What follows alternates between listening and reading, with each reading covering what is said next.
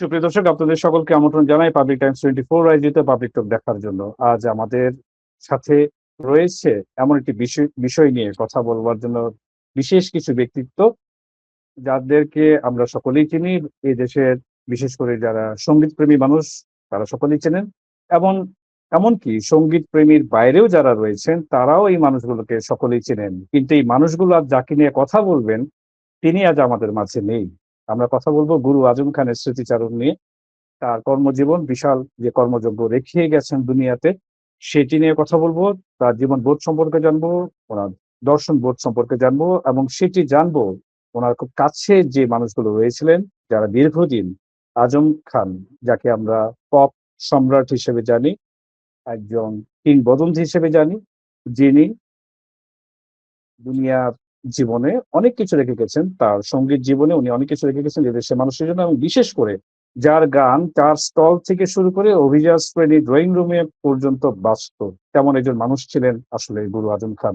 আমরা তাকে নিয়ে কথা বলবো, তার স্মৃতিচারণ নিয়ে কথা বলবো, এবং সেই জন্য কথা বলবার জন্য সম্মানিত অতিথি হিসেবে আমন্ত্রিত হয়েছেন বিশেষ চারজন ব্যক্তিত্ব, যারাও সঙ্গীত ভুবনের উজ্জ্বল নক্ষত্র, যাদেরকে আমরা চিনি। আমি একে একে পরিচয় করে দিচ্ছি আমাদের আজকের সম্মানিত অতিথিদের সঙ্গে।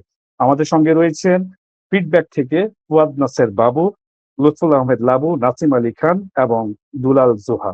এই চারজন মানুষ যারা আজ কথা বলবেন গুরু আজম খান নিয়ে। আপনাদের সকলকে অসংখ্য ধন্যবাদ এবং আমন্ত্রণ জানাই আমাদের আজকের পাবলিক টকে। আসসালামু আলাইকুম। ওয়ালাইকুম আসসালাম। আমি প্রথমেই ফুয়াদ নাসের বাবু ভাই আপনার কাছে চলে যাই। আপনারা সকলেই আজম ভাইয়ের সাথে দীর্ঘ সময় কাটিয়েছেন সঙ্গীত জীবনে, একটা লম্বা পথ ভ্রমণ করেছেন, তাকে জেনেছেন কাছে থেকে। এদেশের মানুষ যতটুকু জেনেছে শ্রোতা হিসেবে, তার চাইতে বেশি হয়তো বা আপনারা জানেন, কেননা ওনার একদম কাছে থেকে আপনারা বাজিয়েছেন, আপনারা সুর করেছেন, কখনো কখনো ওনার গান নিয়ে, কখনো কথা লিখেছেন। বিভিন্ন আঙ্গিকে বিভিন্ন ভাবে আপনারা যুক্ত ছিলেন গুরু আজম খানের সাথে, যাকে আমরা পপ সম্রাট হিসেবে জানি। আমি বাবু ভাই আপনার কাছ থেকে আপনার অভিজ্ঞতা জায়গাটা একটু শুনতে চাচ্ছি। আপনি কিভাবে যুক্ত ছিলেন এবং আপনার সেই সময়কার যে স্মৃতি রয়েছে, কিছু সুখ দুঃখ সবকিছু মিলিয়ে যদি বলেন।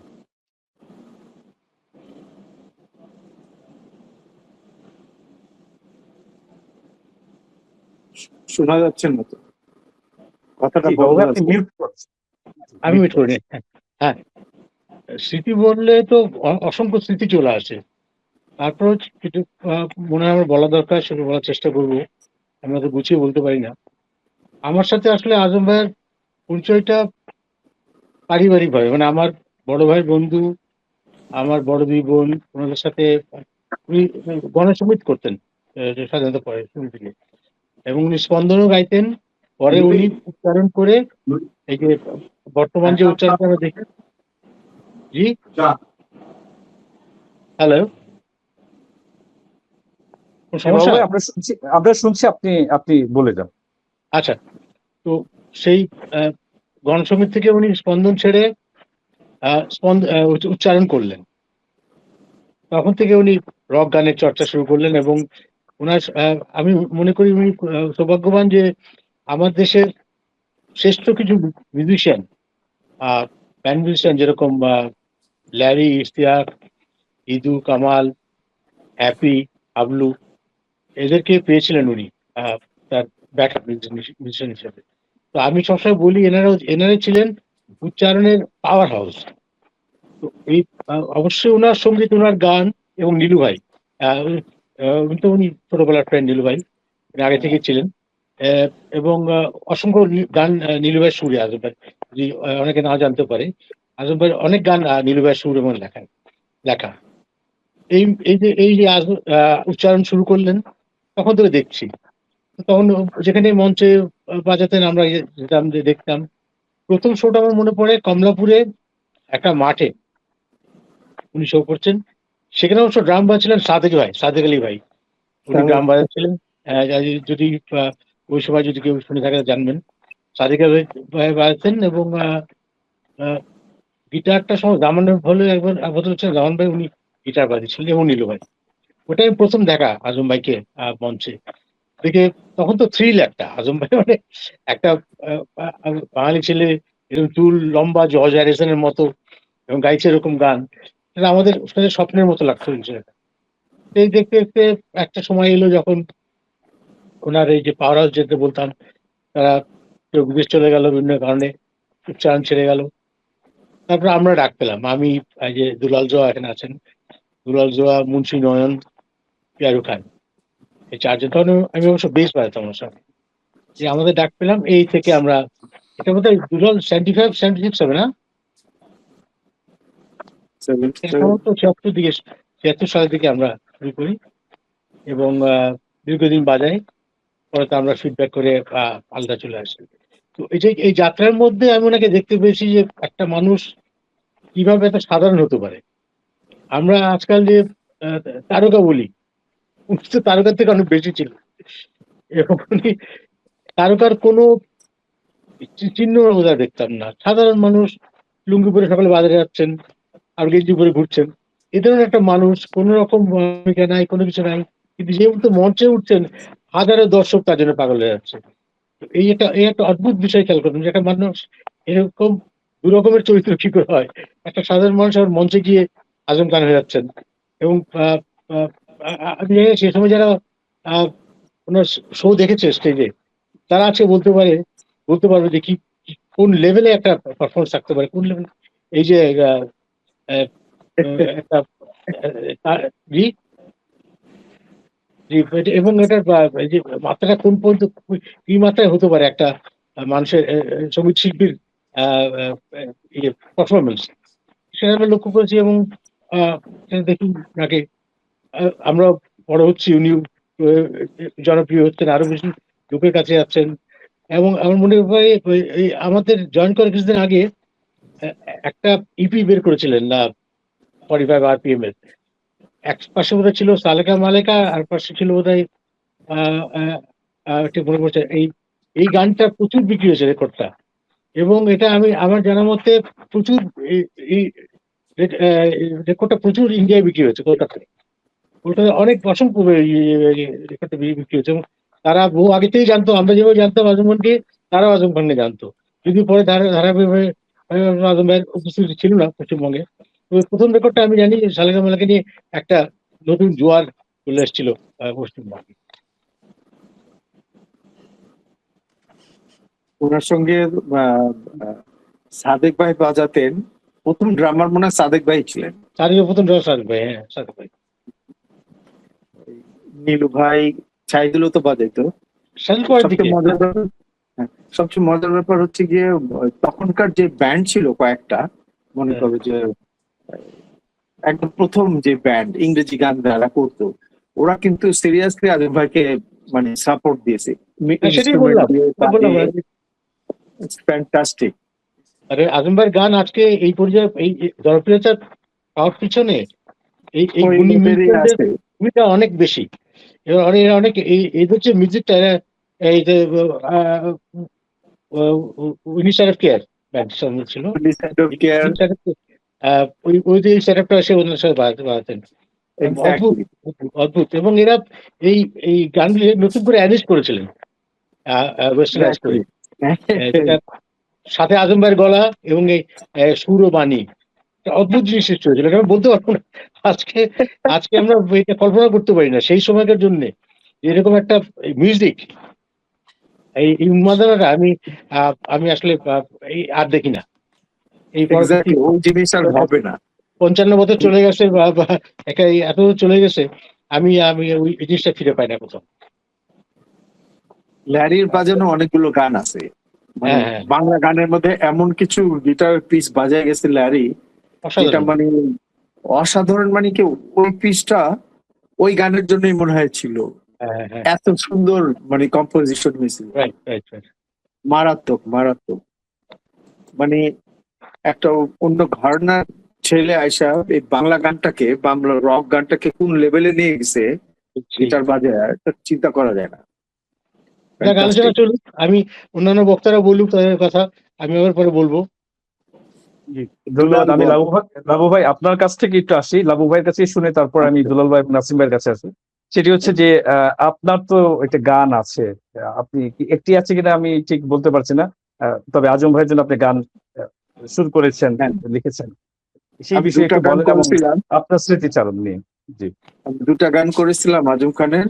একটা হচ্ছে গিয়ে আমি যারে চাইরে, আর একটা হচ্ছে গিয়ে সুর তুমি কত দূরে। দুইটাই রেকর্ড হয়েছে, কিন্তু উনি ওই গানটা থেকে এই মানে আমি যারে চাইরেটাই বেশি গাইছে, বেশি উনি গাইতো। বাবু, বাবু তো কিবোর্ড বাজিয়েছে, ওর খেয়াল আছে। তবে আমি যারে চাইরেটা কিবোর্ড বাজিয়েছিল মিন্টু, মকসুদুজ্জামান মিন্টু। আচ্ছা, রেকর্ডিং এ না, রেকর্ডিং এ। হ্যাঁ, রেকর্ডিং এ ওটা ঝংকারেই করছিলাম। তখন আমাদের এই ভালো স্টুডিও এখন সাউন্ড হবে এরকম বলতে খসরু ঝংকার খসরু স্টুডিও, খসনু স্টুডিওতে আমরা চলে যেতাম ওখানে ভালো আওয়াজের জন্য।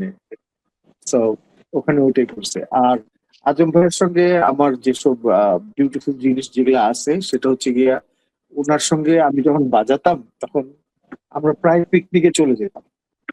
যেহেতু একটা, উনি বলতো যে আমাদের বাইরে যে অন্য এনভায়রনমেন্টে যায় গান নিয়ে চিন্তা ভাবনা করতে হবে, তাহলে আমরা একটু অন্যরকম একটা গান তৈরি করতে পারবো। মানে এটা ওনার আইডিয়া। সো আমরা পরে চলে যেতাম। বেশিরভাগই যাওয়া হতো ওই আপনার বোটানিক্যাল গার্ডেনের একদম পিছন দিকে।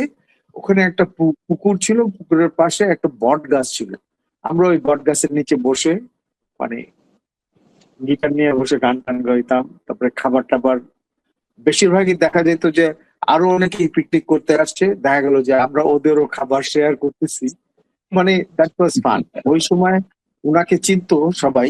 তো আজম ভাইকে দেখে আমাদেরকে ধরে নিয়ে আসেন ভাই আপনারা আমাদের সাথে খাওয়া দাওয়া করেন। তো এরকম আমরা পিকনিকে গেলে দেখা গেল যে একদিন আজম ভাই বলতেছিল যে পিকনিকে তো আমাদের খাবার আনার দরকার নেই, এখানে তো কত মানুষ খাবার নিয়ে আসে। তো ইট ওয়াজ ফান।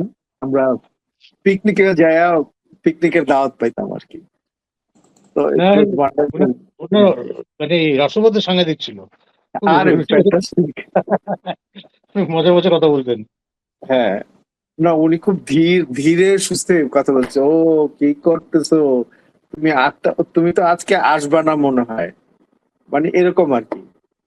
আর তখন তো ল্যান্ডফোন ছিল, ল্যান্ডফোনে ফোন করতো, ফোন করে বলতো যে কি ব্যাপার, তুমি কি ঘুমাইতেছো এখন, কি করতেছো, আইসা পড়ো। মানে ইন্টারেস্টিং। উনি তো এই ভাষায় কথা বলতো আমার মতোই। আমি তো খাস বাংলায় কথা বলি ঢাকাইয়া। আজম ভাইও কিন্তু ওরকম কথা বলতো। যাই হোক, খুব মজার জিনিস হচ্ছে গিয়া উনার যে একটা পারফরমেন্স আছে, এই পারফরমেন্স প্রথম আমি যেদিন দেখছি ওদিন আমি মানে I was pretty much shocked যে এটা কেমন পারফরমেন্স।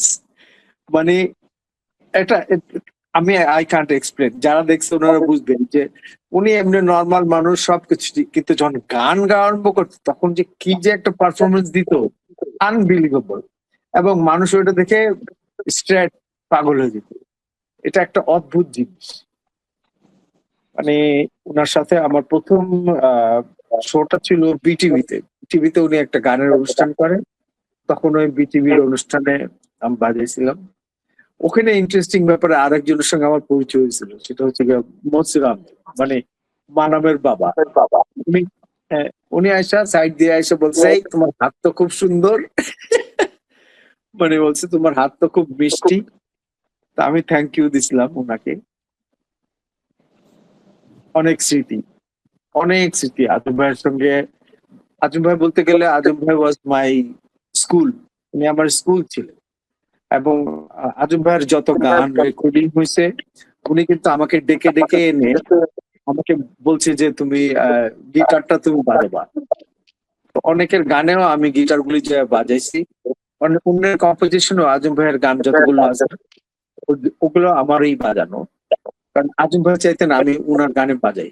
এবং উনি বলতেন যে আহ, তোমার হাতটা যেসব ধরনের গিটার বাজাও ওগুলো মনে হয় আমার গানের জন্যই মনে হয় খুব ভালো, মানে ম্যাচ করে। তো আজম ভাইয়ের অনেক গানের পিসও আমার তৈরি, আমি বাজাইছি। তবে দুটো গান সবচেয়ে বেশি মনে পড়ে, সেটা হচ্ছে গিয়া একটা তো আহ কি বলে বাংলাদেশ, ওই গানটার পিসটা আমারই তৈরি করা। অনেকগুলি গানের পিসি আমি বাজি, তার মধ্যে এটা খুব সিরিয়াস ভাবে হিট হয়েছিল আর কি। যাই হোক, এই হচ্ছে গিয়া আজম ভাই। উনি আমাদের অনেক স্মৃতি, এত স্মৃতি আর এত কথা বলছি আজব ভাই সম্পর্কে, মানে amazing personality, amazing singer, amazing performance, মানে কি বলবো, হি ওয়াজ এ কমপ্লিট প্যাকেজ। এই প্যাকেজের কারণে উনি যখন থেকে শুরু করছে তখন থেকেই কিন্তু উনি একটা লেভেলে ছিল, মানে ওইটার থেকে কখনোই উনি 1 ইঞ্চিও কমে নাই। উত্তর উনার মানে জনপ্রিয়তা বাড়ছে, টিল হি ডাইড উনার জনপ্রিয়তা কনস্ট্যান্ট ছিল। এবং এটা খুবই একটা আশ্চর্যের বিষয়, একটা মানুষের জনপ্রিয়তা এত বছর ধরে একরকম একই লেভেলে থাকা, এটা খুবই ফ্যান্টাস্টিক একটা জিনিস। মানে হি ওয়াজ রিয়েলি, কি বলবো, fantastic. He was a legend, man. He was a great guy, great personality, very arty people. খুব ভালো লাগতো। কি বলে দুলাল, ওকে তো কি বলে আলালো দুলাল, ওরা তো দুলালই ডাকতো গানের পরে। যাই হোক, বলো অন্য কাউকে কিছু বলো, আমরা মধ্যে উল জয়েন। আমরা দুলাল ভাইয়ের কাছে যাচ্ছি। দুলাল ভাই, আপনি তো এখন উচ্চারণের দায়িত্বেও রয়েছেন, তো আপনার সাথে তো অনেক স্মৃতি জড়িত, বিশেষ করে গুরু আজম খানের সাথে, সেই বিষয়গুলো নিয়ে যদি বলেন। তারপর আমরা কিছু ভিন্ন প্রসঙ্গে যাব ওনাকে নিয়ে।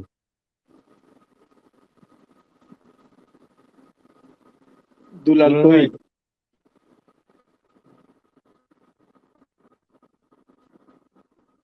আসছে, হ্যাঁ।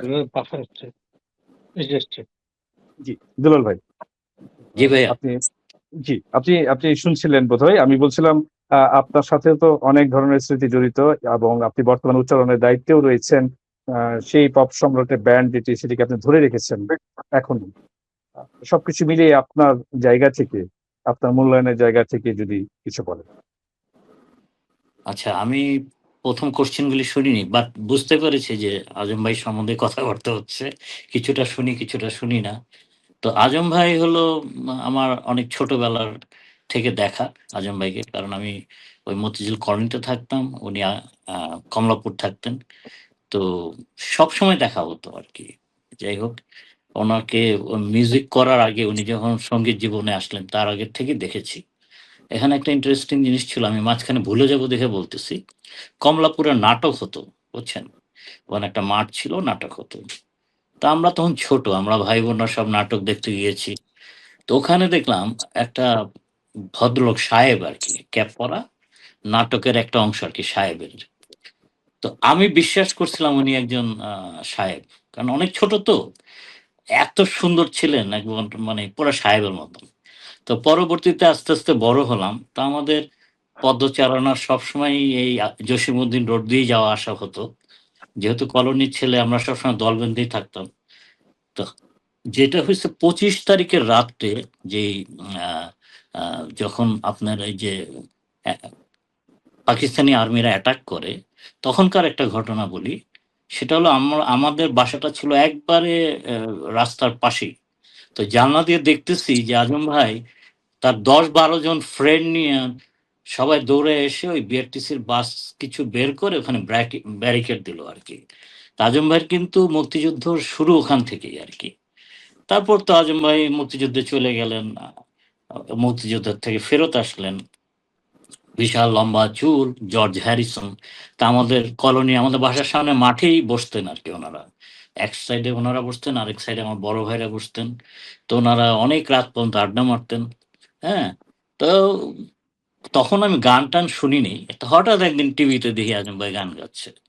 তো ওইটা দেখেই তো আজম ভাইয়ের বাসায় যাওয়া শুরু করলাম, কারণ আজম ভাইয়ের বাসায় যাওয়া আসাটা অনেক বেশি ছিল। এটা একটা মেজর কারণ হলো, ওই বাসায় অনেক ফলের গাছ ছিল, পেয়ারা গাছ, হ্যাঁ, তারপরে নানান ধরনের ফলের গাছ। তো আমাদের একটা শখ ছিল যে কোথায় কি ফলের গাছ আছে, মানে দুলালের একটা ব্যাপার গানে, যদিও ওই গানটা আলাল দুলালের, আমি সেই দুলাল না, কিন্তু ক্যারেক্টারটা অনেকটা ওইরকম ছিল আর কি। খুব অস্থির প্রকৃতির ছিলাম এবং বিভিন্ন জায়গায় যেতাম। তো পরবর্তীতে আজম ভাই টিভিতে আসলেন 72-এ। তারপর আজম ভাইয়ের বাসায় যাওয়া আর শুরু হলো, মানে অন্দরমহলে যাওয়া আর কি। হ্যাঁ, তো আজম ভাই গান করতেন, যে কোনো শোতেই যেতাম দেখার জন্য, মানে দেখতেই হবে আর কি, ভক্ত আর কি। তারপরে তো ৭৪-এর দিকে খুব সম্ভবত ব্যান্ডটা ভেঙে গেল। তো আমি তখন একটু, একটু গিটার শিখছি। এ মাইনর বা এ মাইনর, সি, জি এইসব কতগুলি নরমাল কর্ড জানি আরকি। তো সেলিম হায়দার ভাইয়ের কথা মনে করতে হয়। কারণ সেলিম হায়দার ওয়াজ মাই গুরু। উনি আমাকে গিটার শিখিয়েছিলেন। তো কমলাপুরে একটা ছিল আরকি, ওই চিটাগং হোটেল, ওইটার অপোজিটে একটা ড্রেনের উপর একটা স্ল্যাব ছিল। ওখানে আজম ভাইরা গান করতেন বসে। তো যখন ব্যান্ড ভেঙে গেছে তখন ওই জায়গাটা আমি নিলাম। তা আমি নিয়ে চিৎকার করে আমার বন্ধু-বান্ধব নিয়ে গান করি। আজম ভাই তো সকালে ১১টা ১১:৩০ দিকে ঘুম থেকে উঠে তার আড্ডায় চলে যেতেন। তো আড্ডায় যাওয়া আসার পথে দেখতেন আরকি যে এই পাগলা তো গান গায়। আমি চুলও একটু লম্বা, লম্বা রাখতেছি। তো একদিন উনি আমাকে বলল যে, "এই তুই নয়নরে চিনিস?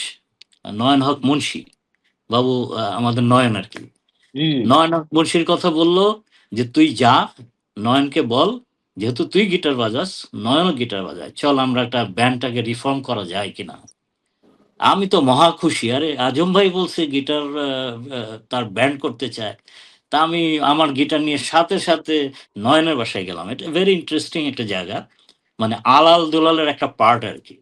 তো আমি যখন নয়নের বাসায় গেলাম, নয়নরা অনেক ভাই-বোন। ১০-১১ জন ভাই-বোন, এবং ওদের কিন্তু ১০-১১ জনেরই বিড়াল কুকুর ছিল। তো ওই বাসায় যাওয়াও কিন্তু একটা ভয়ের ব্যাপার ছিল। তো আমি যে নক করলাম, ওর ইমিডিয়েট বড় বোন আসলো, এসে বলল, আমার সাথে গিটার কিন্তু। আমি বলছি, "নয়ন আছে?" বলে, "নয়ন তো আছে, গিটারের সাউন্ডও আছে।" তো তাকে দেখি কি ওদের বাসার ওই চালের উপরে ও দাঁড়ানো। হুম? আমাকে দেখে, আমাকে চেনেও না কিন্তু। আমাকে ডাক দিল, "আসো, আসো।" তা আমি গেলাম, কাছে যেয়ে আমি বলছি, "আসবো কেমনে?" আমি ভাবতেছি কোনো সিঁড়ি আছে ওঠার। পরে দেখাইলো যে এই ডালটা বেয়ে উপরে আসো। আমি সাথে, সাথে ডাল বেয়ে উপরে চলে গেলাম। হ্যাঁ? উঠে যাওয়ার পরে তারপরে আমারে বলতেছে, "একটা কর্ড বাজাও তো।" তা আমাকে একটা প্রভিশন দিল কর্ডের। আমি বাজাইলাম, ও দেখি সাথে, সাথে এটার সাথে সলো বাজাইলো। বাজায়া মহা খুশি, আমারে জড়াজড়ি করে ধরলো। তা আমি বললাম যে, "আজম ভাই তোমাকে কিন্তু যাইতে বলছে।" কয়, "তাই নাকি? চলো যাই।" তো সে কি করলো, নামলো না। আমি আমাকে বলতেছে, "এই তোমার কাছে রিক্সা ভাড়া আছে?" আমি বলছি, "আছে।" তা আমাকে নিয়ে ওর অ্যাকোস্টিক গিটার, আমার গিটার, ২ গিটার বাজাইতে, বাজাইতে আমরা চলে গেলাম আজিমপুর। ওখান থেকে একটা ড্রামারকে নিলাম, একটা ছোট লিলিপুট অ্যাম্প নিলাম। এগুলি নিয়ে আমরা ৩ টার সময় আজম ভাইয়ের বাসায়। আজম ভাইয়ের যে প্র্যাকটিস রুমটা ছিল বাবু, মনে আছে তো? ওই বাইরে বাইরে প্র্যাকটিস বাইরে। রুমে আমরা যখন ঢুকবো তখন দেখি আজম ভাই একটা বালিশ নিয়ে আসতেছে, ওখানে ঘুমাবে, রেস্ট নিবে। আর তখনই দেখছে যে আমরা ঢুকতেছি। পিচ্ছি, পিচ্ছি সব। আর নয়ন তো অনেক সুইট ছিল না? অনেক সুন্দর চুল ছিল লম্বা, লম্বা। আজম ভাই তো নয়নের জাবড়ায় ধরল, "এই তুমি আসছো? আরে দুলাল।" তো নয়ন বলতেছে যে, "আমরা প্র্যাকটিস শুরু করব আজকের থেকে।" ঐদিন থেকে আমরা প্র্যাকটিস শুরু করলাম। তো প্র্যাকটিস করি। কিন্তু মানে ড্রামার আছে একটা, বেস গিটারিস্ট নাই, কেউ নাই। মানে সব উল্টা-পুল্টা আরকি। একটু গান আমি ৮০ জানি, রেল লাইনের বস্তিতে জানি। চিৎকার কইরা গাই, নয়নও বাজায়। অ্যাকোস্টিক গিটার আরকি। তো কিছুদিন পরে মানে আসলে আজম ভাইয়ের বাসায় অ্যা প্র্যাকটিস হইতেছে। এই খবরটা সেই টিভিতে চলে যায়। যে আজম তো আবার গান শুরু করছে। হ্যাঁ? একটু আওয়াজটা পাইছে আরকি। তো সাথে, সাথে নওয়াজ আলী খান সাহেব, উনি একজন অ্যাসিস্ট্যান্ট পাঠিয়ে দিলেন, টিভি প্রোডিউসার। আইসা দেখে রিপোর্ট করলেন যে, "না, এখানে অনেক ছোট, ছোট কতগুলি ছেলেপেলে প্র্যাকটিস করে আরকি।" তো খুব হ্যাপি না, ওরা চলে গেল। এটা আমরা শুনছি। নয়নও শুনল, আমিও শুনলাম। আমরা খুব সিরিয়াস হয়ে গেলাম। হঠাৎ করে দেখি কেমনে, কেমনে যেন নয়ন পিয়ারুকে নিয়ে আসলো আর বাবুকে নিয়ে আসলো। পিয়ারু বাবু, আমি এবং নয়ন আমরা আস্তে, আস্তে প্র্যাকটিস শুরু করলাম। তখনই টেলিভিশনে কিছু অনুষ্ঠান পাইলাম আমরা। সপ্তবর্ণা একটা অনুষ্ঠান আরকি। এই আমাদের শুরু আরকি গুরুর সাথে। তো গুরুর সাথে অনেক স্মৃতি। কারণ গুরুর সাথে অ্যা ১ম স্লটে বাজাইছি হয়তো ২ বছর, ৩ বছর। আমি তারপর ইউরোপ চলে গেছিলাম। আবার ফেরত আসছি, আবার বাজাইছি। হ্যাঁ? 84 এ ব্যাক করলাম। 92 পর্যন্ত করলাম। তো কিন্তু যোগাযোগ ছিল। সবসময় তার সাথে আমার যোগাযোগটা ছিল এবং যাইতাম। বিশেষ করে ফ্রাইডে, শুক্রবার আমি যাইতাম এই 11:30-12টার দিকে। তখন দেখা যেত আজম ভাই যে ফুটপাতের উপরে দাঁড়ায় রইছে, চা খাইতেছে। যেতাম ওখানে, আমরা কিছু সময় কাটাইতাম। কয়, "লও এবার যাওগা। মানে তুমি কি গোসল করছো?" আমি কি হ্যাঁ আমি তো গোসল করে ফেলাইছি। তা আমার তো গোসল করতে হইব, নামাজে যাইতে হইব। ঠিক আছে। আজম ভাই গোসল করতে চলে যেতেন, আমিও আমার নামাজে চলে যেতাম। তো এই দেখা সাক্ষাৎ তার সাথে অনেক হইতো। এবং আরেকটা পয়েন্টে আমি চলে যাই। আজম ভাইয়ের যখন শুনলাম যে উনার ক্যান্সার ধরা পড়ছে, তা আমি তো আসলে ইসের সাথে দর্জি। মানে আমি গার্মেন্ট রিলেটেড জবের সাথে মার্কেটিং, মার্চেন্ডাইজিং। তো আমাকে প্রায় ফ্রিকোয়েন্টলি ট্রাভেলিং করতে হতো। দেশের বাইরে সবসময় থাকতাম। তা আমি খুব সময় বাইর করলাম সকাল ৬টায় আজম ভাইয়ের সঙ্গে দেখা করব। তো গেলাম আজম ভাইয়ের বাসায়। যাওয়ার পরে দেখি আজম ভাই তার বাসার অপোজিটে একটা ছাদের উপরে হাঁটতো। হাঁটতো আর একটা মোরগকে খাওয়া দিত। তা আমি যখন উঠতে গেছি তো আমরা বলছে যে, "এই পিছলায় পড়ে যেও না।" আমার হাত ধরে একটা বৃষ্টি পড়ছিল মনে হয়। উঠলো। ওইটা আমি যে কথা বলতেছি আজম ভাইকে আমি সান্ত্বনা দেওয়ার জন্য বলতে চাইতেছিলাম যে, "আমার এক মামার ক্যান্সার হইছে। উনি এখন ভালো আছে।" ইত্যাদি, ইত্যাদি। আমাকে আস্তে করে একটা কথাই বলল, "শোনো মিয়া, আমরা তো মুক্তিযুদ্ধ করছি, তাই না? গুলি মাথার উপর দিয়ে গেছে। যেকোনো সময় মরে যেতে পারতাম। হ্যাঁ? আর এখন এগুলি আমি ভয় পাই না। এগুলি কইয়া লাভ নাই। তুমি ভালো আছো এটাই ভালো। যোগাযোগ রাইখো আরকি।" মানে উনার কাছে ক্যান্সার হইছে বা উনি চলে যাবে এই ধরনের জিনিস উনাকে কোনোদিন আ মানে এই ব্যাপারগুলিতে উনি অনেক সাহসী মানুষ ছিলেন। এগুলো নিয়ে উনি ভাবতেনও না। তারপরে ট্রিটমেন্ট করে আসার পরেও গেছি। উনার সঙ্গে দেখা করছি। কিন্তু উনার যে ভাবটা ছিল যে মানুষকে মরতে হবে, জীবনে মরণ কেন আছে? আসে একটা গান আছে না? খুব সম্ভবত গানটা কি লিখছে আমি জানি না। খুবই সুন্দর একটা গান। গানে ভরা এই মনটা চিরদিনের নয়। ভুবনের এই স্মৃতিগুলো রেখে যেতে হয়। আ এটা আমরা ওই যে এই আলো ধারা গানটা আমরা পৃথিবীতে কিন্তু আঁধার দেখি। কেন হয়? জীবনে মরণ কেন আসে? সুন্দর হ্যাঁ, গানটা। অনেক সুন্দর একটা গান ছিল। তো এই তো আজম ভাইয়ের সাথে সবসময় ছিলাম। এখনো মানে উনি এমনভাবে আমাকে জড়াইছিলেন, আমি আবার হারমোনি করতাম তো উনার সাথে। যে কারণে উনার গানগুলি আমার আয়ত্তে ছিল। মানে অনেক সময় দেখা যেত যে স্টেজে আজম ভাইকে অন্তরায় পাওয়া যেত না। তখন আমাকে গাইতে হতো আরকি। এরকম অনেক ঘটনা আছে আরকি। আ আমি যখন রকেটদের সঙ্গে বাজাইতাম, পরে রকেটদের সাথে আসছিলাম। রকেট, মাসুম, বাবু ওরা রকেট বাজাইত। অনেকদিন গাইছে। রকেট কানাডায়। ওর সঙ্গে অনেক আমি তো অনেকদিন কানাডায় ছিলাম। বাজিয়েছে। হুম। আমি ২ মাস এই যে আসলাম কিছুদিন আগে, গত শুক্রবার। তো ও তো মন্ট্রিয়ালে আছে আরকি। হ্যাঁ, এখনো মিউজিকের মানে সমস্ত কিছু বলে সে। মানে কর্ডের টেম্পোটা কি ছিল? দুলাল ভাই এই যে গানটা করতেছেন, এই গানটা এইটা ঠিক করতে হবে, এই কথাগুলি ঠিক করতে হবে। মানে প্রচুর সাপোর্ট করে সে। সে খুবই কানেক্টেড আমার সাথে। হ্যাঁ, এই হলো অনেক স্মৃতি আরকি। আজম ভাইকে নিয়ে অনেক কথা বলে। মানে ওর সমস্ত আ বিরাজ করে আজম ভাইকে নিয়ে। সে প্রচন্ড ভালোবাসে আজম ভাইকে। হ্যাঁ, সবাই আমরা যেখানে এখানে যারা আছি বাবু, লাবু, তারপরে নাসিম ভাই, হ্যাঁ?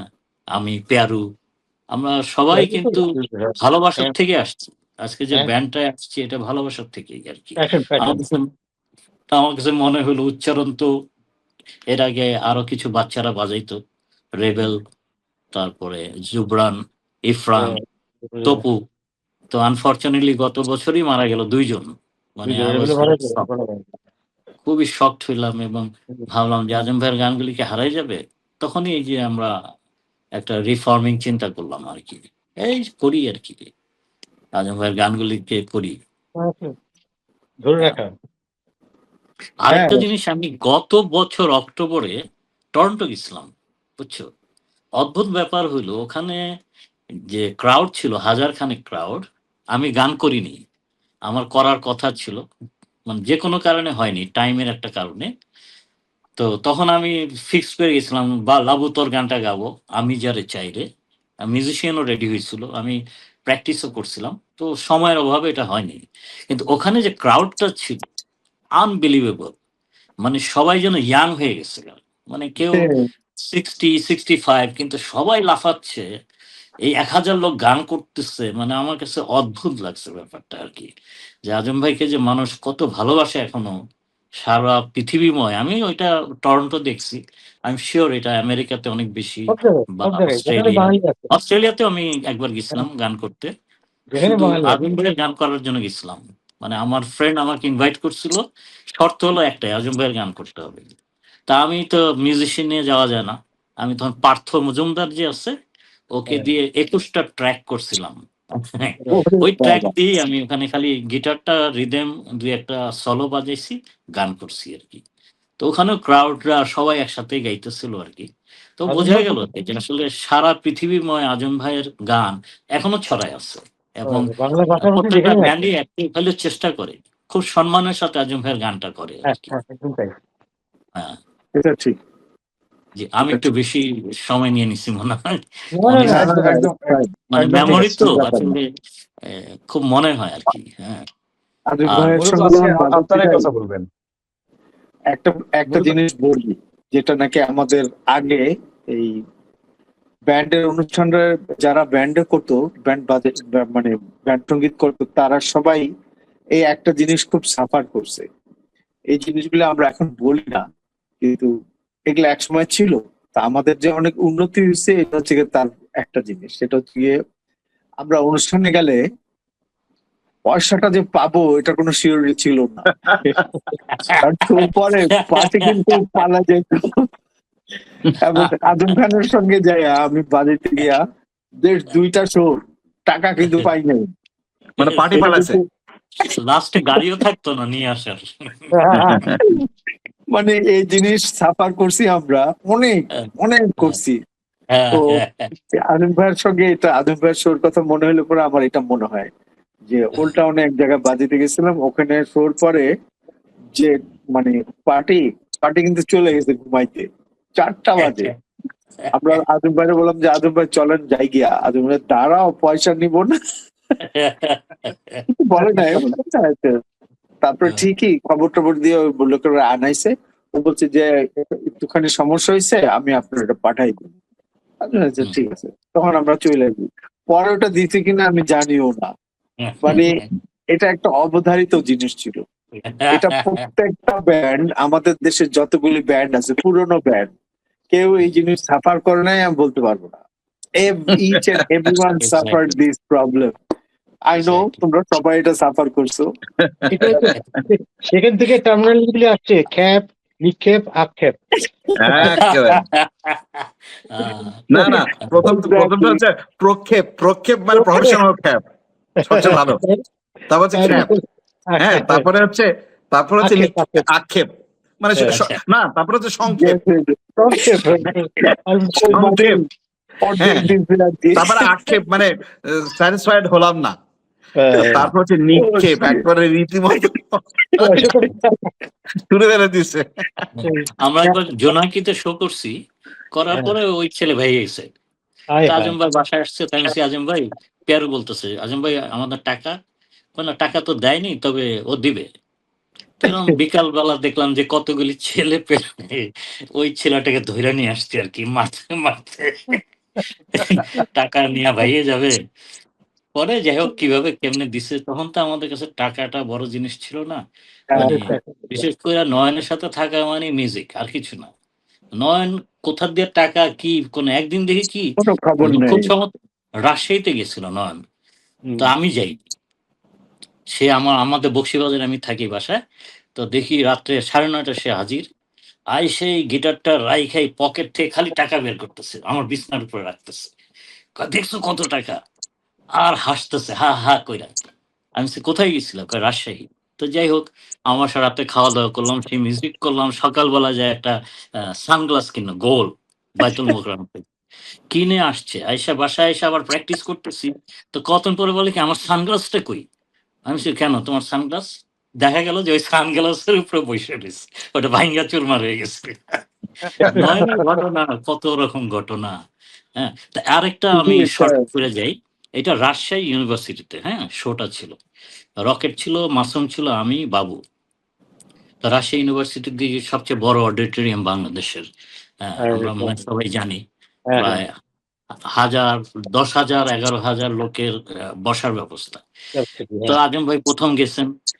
তা 3টার দিকে আমরা ব্যান্ড উঠছি সাউন্ড প্র্যাকটিস করার জন্য। তো 3টার সময় আমি একটা গান করতেছি, মা গো মা একটা গান আছে না আজম ভাই, ওই গানটা করতেছি। যখন গানটা শুরু করলাম, ওখানে 16টা দরজা ছিল, 16টার দরজা ভেঙে গেল গা, লোকজন ঢুকে গেল গা, সবাই মনে করছে শো শুরু হয়ে গেছে গা। হ্যাঁ, আমরা ভয়ে তাড়াতাড়ি সব আর চলে আসলাম। হলে চলে আসার পরে সবাই যারা অর্গানাইজার ওরা এসে আজম ভাইকে রিকোয়েস্ট করলো যে আপনি 4টার সময় গানটা শুরু করতে পারেন নাকি। আজম ভাই বলছে না, 6টারটা আমি 5টায় করতে পারি। তো যাই হোক 5টার সময় অনুষ্ঠান শুরু হইলো, ফুল প্যাক। হ্যাঁ, তো গান শেষ। তো লাস্টে একটা গান করতাম না আমরা, জীবনে কিছু পাবো না। হ্যাঁ, তো জীবনে কিছু পাবো না যেই শুরু করছে, পেছনে ছিল ছেলেরা, সামনের দিকে ছিল মেয়েরা। এই সমস্ত ছেলেরা পিছন থেকে লাফালাফি করে সামনে চলে আসছে। তখন টিচাররা করছে কি, অনুষ্ঠানটা বন্ধ করে দিল। যখন বন্ধ করে দিছে, আর এটা অটো স্ক্রিন ছিল, অনেক বড় স্ক্রিন। হ্যাঁ, এটা অটো বন্ধ হইতেছে। স্ক্রিন ছিল, হ্যাঁ। হ্যাঁ, আজম ভাই বললো কি না, গান চলবে। তো যাই হোক এক সময় যা কনভিন্স হলো যে না, গান হবে। তো যখন আমরা শুরু করলাম গানটা, ওই যে ডাং ডাং ডা ডাং ডা ডাং শুরু হয়েছে, সাথে সাথে আমি আজম ভাইরে দেখি না, যে স্ক্রিন খুলতেছে আজম ভাই সেই স্ক্রিন বায়া বায়া উপরে চলে গেছে এবং ঠিক টাইমে এসে গানটা ধরলো, জীবনে কিছু পাবো না। মানে ওনার এই সময়গুলি আসলে মানে অদ্ভুত ব্যাপার ছিল। অনেক সময় পাওয়া যেত না, কিন্তু ঠিক ওই সময়টা উনি এসে গানটা ধরে ফেলতো। তো এই হলো আমার একটাই ধন্যবাদ। অনেক স্মৃতি। আমি আমি জনাব নাসিম আলী খান ভাই, আপনার কাছে আসার আগে দর্শকদের উদ্দেশ্যে একটি কথা বলেই রাখতে চাই আজকে, সেটি হচ্ছে যে গুরু আজম খানের স্মৃতিচারণ নিয়ে আজকে আসলে যে আলোচনা, বিশেষ যে আলোচনা পর্ব বা এপিসোড বা শো যাই বলি না কেন, এটিতে আসলে যারা যুক্ত হয়েছেন আজকে আমাদের সাথে, আমাদের সঙ্গে যারা যুক্ত হয়েছেন, এদেশের কিংবদন্তি আমরা যাদেরকে জানি সঙ্গীত জগতের, এই মানুষগুলো আজকে আসলে কথা বলবে, কেননা আজকের এই অনুষ্ঠানটি মূলত একটি একেবারে অনানুষ্ঠানিক একটি অনুষ্ঠান, এটি পর্ব। এখানে একজন মানুষকে নিয়ে কথা বলবে এবং সেই মানুষটিকে নিয়ে কথা বলার মতো স্পর্ধা পাবলিক টাইমস 24 এর নেই বা আমাদেরও নেই। সেই জন্য আমরা আমরা সম্পূর্ণই আজকের এই পর্বটি উৎসর্গ করছি গুরু আজম খানের জন্য, এবং এটি নিয়ে কথা বলার জন্য কথা বলবেনই শুধুমাত্র আজকে আমন্ত্রিত অতিথি, ওনারাই কথা বলবেন। নাসিম ভাই, আপনি যদি কিছু বলেন, আমরা যে বিষয়টিতে ছিলাম। আসসালামু আলাইকুম। আমি তো আপনারা দেখেছেন অনেক কাছ থেকে, আমি চিটাগাংয়ে থাকতাম, স্বাভাবিক আমি একটু দূরের থেকে দেখেছি। তবে ওনার সাথে যখন প্রথম দেখলাম, দ্যাট ওয়াজ ব্যাক ইন 73 বা 73 হবে, তখন টোটাল বেল বটম যুগ। প্রথম দেখে আমি কিন্তু অ্যাকচুয়ালি বুঝিনি যে বাঙালি না ইংলিশ, আমি মনে করেছি বিদেশ থেকে একটা সিঙ্গার এসছে। হি ওয়াজ জর্জ হ্যারিসনের মতন অবভিয়াসলি চুল, লম্বা চুল, ঘাড় পর্যন্ত, একটা মেরুন কালারের ডাবল ব্রেস্টেড কোট পরেছিলেন, আর ওর সাথে ব্ল্যাক ফ্লেয়ার প্যান্ট পরেছিলেন, ভিতর বোধহয় একটা গেঞ্জি পরেছিলেন, গেঞ্জির উপর মানে কেয়ার ফ্রি একটা রেভলিউশনিস্ট অন দ্য টোটাল একটা rock image on the stage. তারপরে শুরুই হলো উনার টেবু গানগুলো দিয়ে, একেবারে পাগলের মতো এনথ্রল হয়ে গেলাম সেদিন। অনেকক্ষণ ছিলাম, শেষ পর্যন্ত ওনার সাথে দেখা করতে চেয়েছি, কিন্তু কর্তৃপক্ষ আমাদের তখন দেয়নি আর কি, স্বাভাবিক, ওখানে অনেক বেশি সিকিউরিটি ছিল। অ্যান্ড এরপরে ঢাকায় বাংলাদেশ টেলিভিশনে আসলাম, উনিও গান গেলেন, আমরাও গান গেলাম, তখন আস্তে আস্তে আস্তে আস্তে ইয়ে হলো। আমি তো সোলতে গান গাওয়া শুরু করেছিলাম 77-78, কিন্তু সোলদের সাথে ফর্মালি শুরু করলাম 1980-তে। তো 80 লাস্টের দিকে কিন্তু আমরা আজম ভাইয়ের সাথে স্টেজে একসাথে পারফর্ম শুরু করলাম, মানে বিভিন্ন ওনাদের ব্যান্ড, আমাদের ব্যান্ড, বা অনেক সময় উনি একক আসতেন অনেক মিউজিশিয়ান নিয়ে। তো কিছু কথা আমার বলতেই হবে, মানে মানুষটার একেবারে যে মানে এত উদার, মানে নিজেকে নিয়ে কোনো কিছু ভাবতেন না। একদিন মনে হচ্ছে বাবু ভাই এখানে ছিলেন, বাবু ভাই কয়েকজন মিউজিশিয়ান নিয়ে বোধহয় চ্যানেল আই বলে একটা শো আছে, সেখানে ব্যান্ড যাবে না, কিন্তু ব্যান্ড তারকারা গান গাবে, একটা সেট মিউজিশিয়ান ছিল, নেতৃত্ব দিচ্ছেন বাবু ভাই, আমাদের ফুয়াদ নাসির বাবু ভাই। তো ওখানে আমার মন শুধু মনছে গান গাওয়ার কথা, তো বাবু ভাই সুন্দর বাজাচ্ছেন, আমি স্টেজে উঠে মন শুধু শুয়েছি, হঠাৎ দেখি ও সবাই তালে দিচ্ছে। আমি ঘুরে দেখি আজম ভাই কিন্তু আগে গান গেয়েছে বা পরে গাবেন, আমি গাচ্ছি, আমি ছোট ভাই, উনি কিন্তু আমার পিছনে এসে ডান্স শুরু করে দিয়েছেন, নাচ করতেন। মানে রীতিমতো, মানে আমি অবাক হয়ে গেলাম যে মানুষটা হিজ এ রক স্টার, তাকে দেখেই আমি কিন্তু রক সিঙ্গিং শুরু করেছি। এন্ড ইনার মধ্যে কোনো ইয়ে নাই, দের ইজ নো মানে নিজের ইগো বলতে কিছুই নাই, একেবারে মানে ছোট ভাই গান গাচ্ছে, আমি তোকে ইয়ে দিতে এসছি। বিউটিফুল। আই মিন সেই দিন থেকে আজম ভাইয়ের প্রতি আমার আলাদা শ্রদ্ধাবোধ হলো। আমাদের 25 বছর পূর্তি সেদিন ওনার একটা কথা, মজার কথা মনে আছে। তো সবাইকে আমরা আমন্ত্রণ জানাচ্ছিলাম, যে সবাই কিছু বলছিল আর কি ব্যান্ডের সম্বন্ধে, সোলজার 25 বছর পূর্তিতে। তা আজম ভাই এসে বললেন, আরে গান তো সাধনা লাগে, সাধনা করেই বড় হয়। এই ছোট ভাইয়ের অনেক সাধনা করেছে, এত দূর এসছে। সাধনা ছাড়া এটা তার হা করে থাকবে, টপ করে তো মুখের মধ্যে পড়বে না সঙ্গীত। সঙ্গীত অনেক সাধনা করতে হয়। এই বলে বলে 25 বছর আছে, আশা করি সোল আরো 100 বছর বেঁচে থাকবে ইনশাল্লাহ। ইনশাআল্লাহ। কথাগুলো প্রাণ থেকে বলেছেন, খুব মজা লেগেছে কথা শুনতে। তো উনি প্রাণের মানুষ ছিলেন, উনি রেগুলার জাতের সাথে ওনার পরিচিত হতো, বা ওরা একদম বুক খুলে উনি কিন্তু ভালোবাসতেন। উনি ওনার মেলামেশার ব্যাপারে কোনো মানে কোনো ইয়ে ছিল না, কোনো ইনহিবিশন ছিল না। প্রচন্ড ভালো মানুষ। আর ওনার গান তো লেজেন্ড, এক একটা গান। আমার প্রথম যে ওনার গান আমাকে একেবারে নাড়া দিয়েছিল রেল লাইনের ওই বস্তিতে, ওটা আমি ছোটবেলায় ওটা আমি গানও গেতাম ওইটা। তো ওনাকে অনেক কিছু বলতে হয়। উনি নাম্বার 1, উনি ছিলেন very fashionable, Sudarshan, amazing magnetic power on the stage. কি করতে মানে ওনার প্রেজেন্সটাই ওয়াজ ভেরি ডিফারেন্ট, ইলেকট্রিফাইং একেবারে। উনি একদম ডিফারেন্ট একটা মানুষ হয়ে যেতেন যখন স্টেজে উঠতেন। আর উনি পথ দেখিয়েছেন, মানে বাংলাদেশে যে বাংলা গান গেয়ে রক করা যাবে, এটা কিন্তু আজম ভাই কিন্তু দেখিয়েছেন। এটা নিঃসন্দেহে সবার কিন্তু গুরু কিন্তু আজম ভাই। একটাকে বলতে চাই, কারণ আর মারাত্মক, আমি ওনার স্মৃতিচারণ করি সবসময়, আজম ভাইয়ের কথা মনে পড়ে। আর এখন তো কয়েকদিন আগে, গত বছরই তো দুলাল ভাইরা যখন উচ্চারণ শুনলাম যে আবার নতুন করে ফর্ম হয়েছে তার স্মৃতি সাজারে, তো আমি সাথে সাথে দৌড়াই গেছি। বর্ণি ক্লাবে হচ্ছিল শো, আমি বললাম যে আমি দেখবো। তখন দেখি ওখানে যেদিকে ফেরদৌস ভাই আছে, আমি আছি, সবাই আমরা একসাথে বসছিলাম। খুব ভালো লাগলো।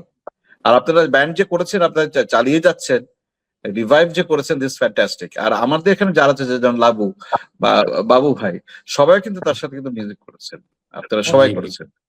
জি জি, আমি কয়েকটা কনসার্টে হয়তো একসাথে গান গিয়েছি, তবে ওনার থেকে বললাম যে আপনারা যেভাবে কাছে থেকে দেখেছেন, ওরকম তো দেখতে সুযোগ পাইনি। তবে আমি দূরের থেকে কি দেখেছি, মুগ্ধ হয়ে গেছি। Rockstar is the original rockstar of Bangladesh. হ্যাঁ, রক জিনিসটা, বাংলা রকের তো হি ব্রট দি, হ্যাঁ, he brought the Bangla rock. yes, he brought the idea Bangla গানে। দুলাল ভাই বলছিলেন যে তার এই অসুস্থতার সময়ের কথা। তো আরেকজন মানুষের নাম আমি বলতে চাই, আইব বাচ্চু। যখন অসুস্থ হলো, সে প্রথম দৌড়াদৌড়ি করেছে। আমার মনে আছে একদিন সকালে ফোন করছে আমাকে, যে আমাকে বব বলতো, বব আপনি রেডি হন, কেন একটু বেরোবো আপনার নিয়ে। আমাকে সকাল সকাল বেরোলো, আমাকে নিয়ে এই তেজগাঁও কারণবাজার অঞ্চলে সব চ্যানেল ঘুরলাম আমরা। ঘুরে একটা তহবিল আমরা রেজ করলাম, যেটা দিয়ে ওনার চিকিৎসার প্রাথমিকটা হয়ে গেল। এবং সেটা মনে হয় এই বাচ্চু ভাই দ্বারাই সম্ভব। সেটা বাচ্চু ভাই একা প্রত্যেকটি চ্যানেলের প্রধান নির্বাহীর কাছে গিয়ে সাগর ভাই দেখতে হবে। তো সেটা মানে মিউজিশিয়ানের জন্য মিউজিশিয়ানই দাঁড়াবে, আর কি দাঁড়াবে। এই গুণটা বাচ্চু ভাই ছিল। এবং জি, জি। বাচ্চারা খুবই আদর করতো আজম ভাই, এটা আমি জানি। হ্যাঁ, অনেক, অনেক আদর করতো। আমি আমি হ্যাঁ, বাচ্চা তো খুব ক্লোজ ছিল আজম ভাইয়ের সাথে। আমি অনেক এই যে আদর। অস্ত্র পরে শুনে আমি আর বাচ্চা একদিন সকালে গেলাম কমলপুর বাসায়, ওনার ছাদে এই যে কথা বললেন ছাদে। হ্যাঁ। সাউন্ড বন্ধ হয়ে গেছে বাবু ভাই। কেন? হ্যাঁ যে এসছে। হ্যাঁ, চলে আসো। আমি দেখলাম যে অনেক টিভি চ্যানেল চলে এসছে। তো উনি হুম, দেখি কার সাথে যে ফোনে কথা বলছে, এই তো হ্যাঁ, তাড়াতাড়ি তাড়াতাড়ি আই, বাবু আসছে, বাচ্চু আসছে। তো আমি হ্যাঁ, ছিলাম আমি তো ওনার কাছেই গেছি। এই যে উনি যে সরলতাটা, মানে এই যে হ্যাঁ, ওনার ছোট ভাইরা এসছে, অন্য কাকে যেন ফোন করে জানাচ্ছে তাড়াতাড়ি আয়। অদ্ভুত, আমার এগুলো মনে পড়লে বিশেষ করে আমার এখনো আমার বুক ভেঙে যায় যে এমন একটা মানুষকে আমরা হারিয়েছি। হুম। না, এই অনেক টাইপের সাধারণ। মানুষ, এই টাইপের মানুষ তো আছে বা ছিল এখনো আছে বলে কিন্তু মিউজিক্যাল কনসেপ্ট ইজ লাইফ। হ্যাঁ, হুম। হ্যাঁ, ওনারাই কিন্তু এরকম রেখে পথ দেখিয়ে গেছে। ডেফিনেটলি পথপ্রদর্শক, হ্যাঁ, তাই হবে, একদম তাই। এবং খুবই এবং সাধারণ জীবনযাপন, খুবই হ্যাঁ, সাধারণ। সকালবেলা ওই যে কলোনির বাজারে যাওয়া ছোট্ট একটা ব্যাগ নিয়ে, এখন মাসালা বলতেছে স্কুলে আজম ভাই বাচ্চাদের সঙ্গে এই মাছটা নেন, স্কুলে এই বাচ্চাদের মাছটা সঙ্গে বড়। ক্রিকেট খেলতো, স্কুলে ক্রিকেট খেলতো, বাচ্চাদের সঙ্গে সাঁতার, ক্রিকেট খেলতো, সাঁতার সাঁতার কাটতো। শিখাইতো, যে স্টেডিয়ামে যায় উনি বাচ্চাদের সাঁতার শিখাইতো। হ্যাঁ, মানে হ্যাঁ, ফ্যান্টাস্টিক। হ্যাঁ, ফার্স্ট এত ডিভিশনে আর্দি ক্রিকেট খেলছে। হ্যাঁ, ওদের সাথে ফার্স্ট যেও ডিভিশন। খেলতো। হুম, ফার্স্ট ডিভিশনে ক্রিকেট খেলছে। তো এখন মাসালা বলতেছে আজম ভাই এই এই মাছটা নেন। আজম ভাই আমারে বলতেছে আমারে একটা বড় মাছ দিতে চাইতেছে। তাই বললাম আমার বাজারে যে ব্যাগ এই ভিতর তো ঢুকবে না, কারণ আমার সাইজটাই ছোট। এবং উনি ছোট ছোট মাছ কিনতেন। আর ওনার রান্না যে এত ভালো ছিল, আমি একদিন দুপুরের দিকে গেলাম। তো উনি ছোট্ট কাচকি মাছ না, আরেকটা ছোট মাছ থাকে না, ওটা আলু দিয়ে চচ্চড়ি বানাইছেন। আচ্ছা, আচ্ছা। তারপর সাথে খাইলাম।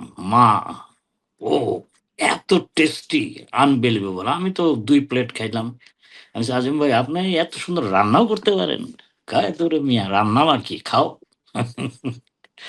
খাইলাম। খুবই উনি সিম্পল লাইফ লিড করতেন। সবার সঙ্গেই চলতেছে। ওই যে আ বাংলাদেশ ব্যাংক কলোনি, ওই সুইমিং পুল, নাহলে এই ক্রিকেট পাগল ছিল। ওরে আল্লাহ! লাবু, আমি সিরিয়াস, বাংলাদেশ অস্ট্রেলিয়ার খেলা, আই নো, হ্যাঁ? I know. মজার গল্প বলি আরকি। হুম। তো আ আমাকে আমার এক বিয়াই আছেন, উনি কমেন্টেটর। ওই যে আ উনার নাম হইলো, যাই হোক নামটা মনে আসতেছে না। English commentator. তো উনি আমাকে টেলিফোন করে বলল, "একটু আজমকে বলো না, এই যে অস্ট্রেলিয়া বাংলাদেশের খেলা হইতেছে, একটু যেহেতু ক্রিকেট খেলে, তো একটু আসুক, লাইভে বসুক।" তো আমি আগের দিন যেয়ে উনাকে সেট করলাম। "আজম ভাই, চ্যানেল আই এ একটা অনুষ্ঠান আছে, আপনি যায়েন। ঠিক আছে?" "আচ্ছা যামুনে।" তা আমার ক্রেতা চলে আসছে বিদেশী। আমি ব্যস্ত সেই প্রাইস-ট্রাইস নিয়ে। এর মাঝে উনি টেলিফোন করছেন। ভদ্রলোক টেলিফোন করে বলছে, "কই আজম ভাই তো নাই।" তা আমি টেলিফোন করছি, আজম ভাইয়ের টেলিফোন বন্ধ। কিছুক্ষণ পরে ওনার মেয়েকে টেলিফোন করলাম, অরণিকে। ও বলল, "হ্যাঁ, বাবা আছে তো।" আমি দে। আচ্ছা আজম ভাই কি আপনি না এই যে এখন চ্যানেল আই আসার কথা? বইলে গেছি। আচ্ছা শোনো, একটা গাড়ি পাঠাও। আমি সাথে, সাথে গাড়ি পাঠাইলাম। পাঠানোর কিছুক্ষণ পরে আবার টিভি অন করছি, করে দিয়ে আজম ভাই ওখানে। মানে ভুলে গেছেন। এইগুলি নিয়ে উনি মাথা ছিল না আরকি। নিজেকে নিয়ে ভাবতেনই না। কোন সাগরে ভাসতেন উনি, উনার যে আ মনের গভীরে কি চলতো, সে ব্যাপারগুলি আমরা বুঝতাম না। মানে হাঁটতেছে, ঘুরতেছে, হঠাৎ করে এসে বলে, "এই ডি মাইনর কর্ডটা ধরো তো।" হ্যাঁ, আইসা বলে, "জীবন সাথী হবে তুমি।" তারপরে নাই। আজম ভাই নাই, সারাদিন নাই, বইসা রইছি। বাসায় যায়া পরের দিন আসছি। আসার পরে কয় কি, "ওই যে কালকে যে কটটা দিছিলাম ধরতো আরেকবার?" ধরছি। কয়, "তাই তো ভেবে" আরেকটা জোড়া দিল। লিখতো না। এভাবে একসময় দেখি কি ওই গানটা হয়ে গেল। ওই যে 'জীবন সাথী' একটা গান আছে না? তো এইরকম দেখছি আরকি আজম ভাইয়ের গানগুলি লিখতেন যে কোনো লেখালেখি নাই। মনের মধ্যে যেটা আসতেছে সেটাই করতেছে। একদিন আইসা বইসা রইছে মন খারাপ। দুপুরবেলা। আমি বলছি, "আজম ভাই কি হইছে?" কয়, "আরে মিয়া আমার এক্কেবারে ছোটবেলার দোস্ত মইরা গেল গা। ভেসপা অ্যাক্সিডেন্ট করে মরে গেছে গা। খুব মন খারাপ।" গোপীবাগের ফ্রেন্ড আর কি। তো আমি বললাম যে চুপচাপ বসে রয়েছে, কতদিন পরে গিটারটা ধরলো, নিজেও কিন্তু অনেক সুন্দর রিদম করতো। হুম। তারপরে একটা কর্ড ধরলো, ধইরা গান গেলো যে বারে বারে মনে পড়ে। সাথে সাথে গানটা বের করলো, বারে বারে মনে পড়ে, অ্যাক্সিডেন্ট হলো হায়রে, এমন কোন ঘটনা আর যেন না হয়। হ্যাঁ, পরে এটা গান আস্তে আস্তে সব অ্যাড করলো আর কি। তো ওনার প্রত্যেকটা গান এক একটা ঘটনার সাথে জড়িত, এবং উনি কোনো ওইভাবে গান লিখতেন না। উনি বেসিক্যালি একটা মোমেন্টাম, একটা মুহূর্ত যখন যেটা ঘটতো তাই নিয়ে। যেমন একটা গানের কথা আমার মনে আছে, আমরা ময়মনসিংহ গেছিলাম, বাবু তুমি ছিলা খুব হুম, হুম। সম্ভবত। আমরা একটা শোতে গেছিলাম। তো ওই যেই বাসায় উঠছি ওই বাসায় একটা এই টিনেজ মেয়ে, ১৬-১৭ বছরের মেয়ে, খুব ব্লন্ড হেয়ার, মানে একটা ফর্সা, এর মাথা ঘুরাইতেছে, ঝাঁকাইতেছে। তো আজম ভাই বারে বারে দেখতেছে মেয়েটাকে, হ্যাঁ, দেখতেছে। পরে জানলাম মেয়েটা ব্লাইন্ড। এই যে আজম ভাই গানটা লিখলো, যে মেয়ে চোখে দেখে না, বুঝছো? যে মেয়ে দৃষ্টিহীনা, আমি যদি পাই জীবনের এমন সাথী রে। মানে আমি অবাক হইছি যে গানগুলি তার কোথা থেকে আসতেছে। ও চাঁদ সুন্দর, ওই সেই সে বসে রয়েছে টাঙ্গাইলে এক নদীর পারে। তখন সে নাকি চাঁদ দেখে কম্পেয়ার করতেছে তার ইসের কি বলে আমাদের পাপড়িকে নিয়ে। পাপড়ি তখনই চলে গেছে। তো পাপড়ির থেকে সুন্দর হলো চাঁদ, পাপড়ির থেকে সুন্দর না। ও চাঁদ সুন্দর, রূপ তোমার তার চেয়ে রূপে রাঙ্গা প্রিয়া আমার। হ্যাঁ, এগুলো সব ঘটনার সাথে কিন্তু প্রত্যেকটা জিনিস। এই যে পাপড়ি কেন বোঝে না, সেই হুম, গানও তো যে রকেট এটার সাথে ছিল। হুম। রকেট কম্পোজিশনটা করছে। না না, এটা আমি কম্পোজিশন করছি। আজম ভাইয়ের সঙ্গে আমি ছিলাম তখন। আমার আচ্ছা না সময় এটা, এই গানটা কম্পোজিশন হয়েছে। আচ্ছা না মানে এটা ওই রকেটের বাসায় বসে ওরা শুরু করছিল আর কি, যতটুকু জানি। না না না, এটা অনেক আগে, আচ্ছা অনেক আচ্ছা, আগে, হইতে পারে হইতে অনেক পারে। আগে গানের সূত্রটা তৈরি হয়েছে। আচ্ছা আচ্ছা আচ্ছা দোস্ত, আমি জানি না ঠিক। আমি হ্যাঁ, দেখছি যে না হয়তো পরে আবার আজম ভাই রকেটকে নিয়ে বলে গানটা শুরু করেছে, তখনই মনে করছে যে হতে পারে, হ্যাঁ, হতে সেটাই পারে। হবে, সেটাই ওইটাই। হইতে পারে। হ্যাঁ, গানের সূত্রটা আমাদের সঙ্গেই হয়েছে। আমি আচ্ছা আচ্ছা আমি কর্টট দিয়া মানে স্কেলটা ঠিক কইরা কর্টট গুলি বাজে আমরাই ঠিক করছিলাম। আচ্ছা আচ্ছা পরে আচ্ছা ওটা করা হয় নাই, পরে হয়তো মানে রকেটের সঙ্গে যে হয়তো ওটা ইয়ে হয়েছে, কিন্তু গানটা আচ্ছা আমার আমি কর্টট সেট করছিলাম আচ্ছা একসাথে। আচ্ছা আচ্ছা, তুই তো লাকি, তুই তো সময় মতন ছিলি আর কি। হ্যাঁ আচ্ছা এখানে এখানে মজার জিনিস, এখানে সারা রাত জেগে জেগে আছি, কত পাপড়ি কেন বোঝে না তাই ঘুম আসে না। এখানে কিন্তু ডাবল মিনিং, মানে চোখের পাপড়ি কেন বোঝে না তাই ঘুম হ্যাঁ আসে না, হ্যাঁ but at the same এই time গা- meaningটা is হ্যাঁ different. হ্যাঁ, এই গানটা সেটাই। এই গানটা আমরা আজম ভাইয়ের ঘরে বসেই করছিলাম। আচ্ছা আচ্ছা আচ্ছা আচ্ছা গানের আচ্ছা। কর্টট গুলি আমার হয়েছে, পাপড়ি হুম, সংক্রান্ত যত গান আছে আর কি সব। হুম। কারণ পাপড়িকে আমি দেখছি কিন্তু, আমি হ্যাঁ, যাওয়ার আগে পাপড়িকে দেখছি। পাপড়ি আমি একটা দেখছি, সত্যি পাপড়ির মতনই ছিল, একটা আমি বাচ্চা প্রথম মেয়ে। থেকেই দেখছি আমি। সিঁড়ি দিয়ে নামতো উপর থেকে, দোতলায় থাকতো না, ওখান হ্যাঁ থেকে হ্যাঁ, লাফায় লাফায় নামতো। আমরা খোঁচাখুচি করতাম, কিরে। ছোট ছিল আর কি। যাই হোক, পরবর্তীতে আমি ইউরোপ চলে গেলাম। ইন দ্য মিন টাইম তো বড় হয়েছে, আজম ভাইয়ের কাছে আসতো, তাদের মধ্যে একটা সম্পর্ক, মানে কি ওই যে না ভাবের সম্পর্ক ওরকম আর কি। না, ওরকম কিছু হয় নাই, কিন্তু একটা লাইকিং ছিল আর কি। লাইকিং আর কি, হ্যাঁ, হ্যাঁ, সেটার থেকে, সেটাই। যাক, সেই পাপড়ি মানে পরবর্তীতে আজম ভাই মারা যাওয়ার আগে একদিন কথা হয়েছে পাপড়ির সাথে।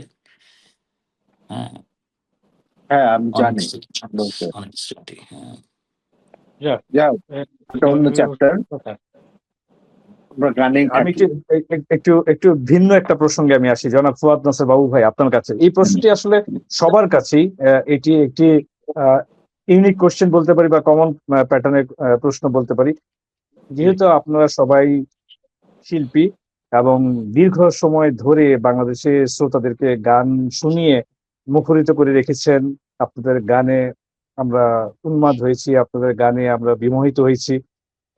কিন্তু একটি ব্যাপার যেটি যেহেতু আজকে পপ গুরুকে নিয়ে কথা হচ্ছে, সেটি আমরা দেখেছি যে জীবনের শেষ বেলাতে এসে ওনার চিকিৎসার সময় বা ওনার যেভাবে চিকিৎসা হওয়া দরকার ছিল বলে আমরা মনে করি, বা যেভাবে যত্নটা হওয়া দরকার ছিল বলে মনে করি, তো সেই জায়গা থেকে এমন প্রায়ই আমরা দেখে থাকি যে শিল্পীদের জীবনের শেষ বেলাটা অনেক কষ্টের হয়ে যায়। সায়ান্ন বেলায় যখন চলে আসে, শিল্পীর যে মূল্যায়ন থাকা উচিত, যেই শ্রদ্ধা বোধ থেকে শিল্পীর জন্য কিছু করা উচিত, সেই জায়গা থেকে কোথাও যেন একটা গ্যাপ থেকে যায়। সেটি যে কোনো মহল থেকে হোক না কেন, সেভাবে করে আসলে পৃষ্ঠপোষকতা আমাদের খুব একটা চোখে পড়ে না। এই বিষয়টি নিয়ে যদি জনাব ফুয়াদ সালাহ ভাই আপনি কিছু বলেন। সবার কাছেই একই প্রশ্ন, আপনি যদি কিছু বলেন, কারণ আজম ভাইয়ের ব্যাপারেও বোধহয় আমরা তেমনটাই দেখেছি।